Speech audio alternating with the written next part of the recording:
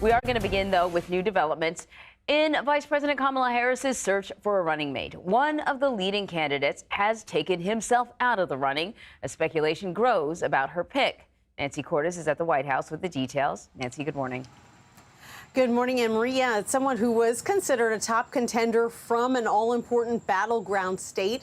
It is North Carolina Governor Roy Cooper, who bowed out yesterday. And I'm told that it has to do with politics within his state. More on that in a moment. But there are still a large number of VP contenders to choose from, and most of them were out on the campaign trail yesterday.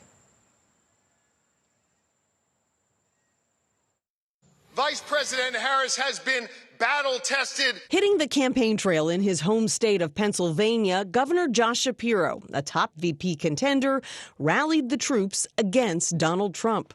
The chaos that he injected into our lives, we don't want to go back to that, gang. We don't want to go back to that. Hell no, right? Several other VP contenders joined a massive fundraising Zoom call last night.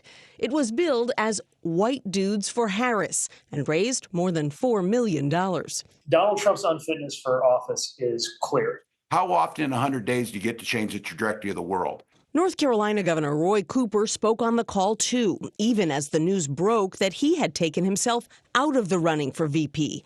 A source familiar with his thinking says Cooper was concerned that North Carolina's controversial lieutenant governor, Republican Mark Robinson, would, quote, cause chaos whenever Cooper left the state to campaign. We know that this country needs Kamala Harris more than ever right now. Michigan Governor Gretchen Whitmer told CBS Mornings that she asked not to be considered either. I'm going to stay as governor until the end of my term at the end of 2026. So you have I am not a part of the vetting. But another Michigander, Senator Gary Peters, may be getting a look at the urging of organized labor. Vice President Harris has a lot of great candidates to look at, and we respect the process. The Harris campaign has said she's looking for a governing partner who has the experience to step into the job and be effective on day one.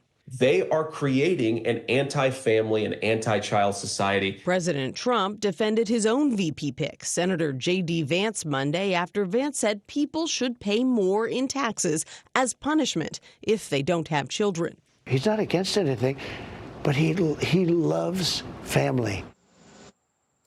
The Harris campaign is launching its first ad buy today. It's a big one, a $50 million ad buy ahead of the Democratic National Convention in battleground states, featuring the first ad about Harris herself and her background.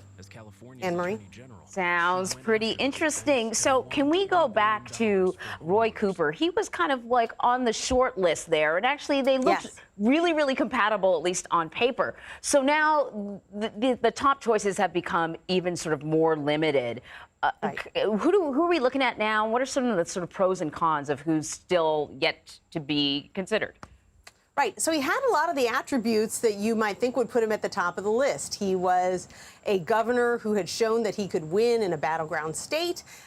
He was a former attorney general, just like Kamala Harris. She was the former attorney general of California. But there are other individuals who check those same boxes. For example, Josh Shapiro, also a former state AG, also a governor of a battleground state.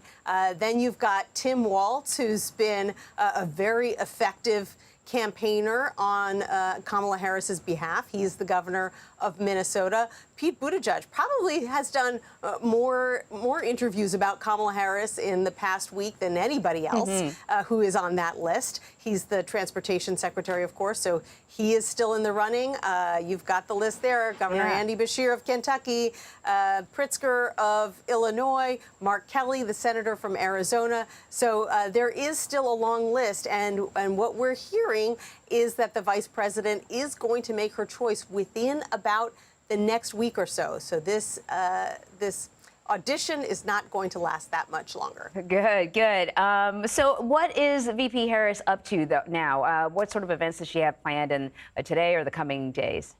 So she's got a big rally today. Thousands of people, we're told, are expected in Atlanta, and she is going to have a very high-profile guest appearing with her, someone who hasn't been considered all that political in the past. Megan Thee Stallion, a very famous rapper, is going to be appearing on stage with the vice president. We don't know too much about how this came about, but it is sure to get a lot of attention in that battleground state of Georgia. Yep, tapping into that Gen Z energy.